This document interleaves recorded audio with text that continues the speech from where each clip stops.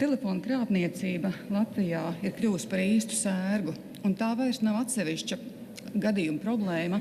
Tā ir strauji augoša un sistemātiska problēma visā valstī.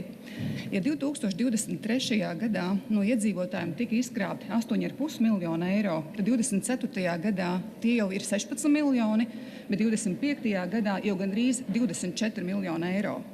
Valsts policijā gadā ir reģistrēti vairāk nekā 8700 krāpšanas gadījumu, un vairāk nekā pusi no tiem ir telefona krāpniecība. Ar krāpnieku zvaniem saskārušies ir apmēram 70% no Latvijas iedzīvotājiem. Un tas nav tikai par naudu.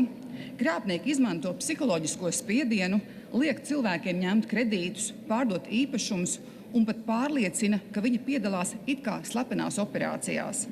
Cilvēki zaudē dzīves uzkrājumus, drošības sajūtu un uzticību finanšu sistēmai.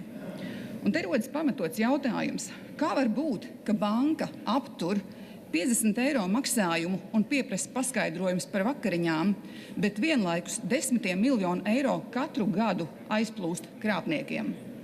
Finanšu nozare un sakaru operatori jau ir cēluši trauksmi, nepieciešams stingrāks regulējums, ātrāka rīcība un efektīvāki aizsardzības mehānismi iedzīvotājiem. Mēs nevaram gaidīt, kad cietīs vēl tūkstošiem. Kolēģi, mums ir pienākums pasargāt Latvijas iedzīvotājus. Laika vilcināties nav.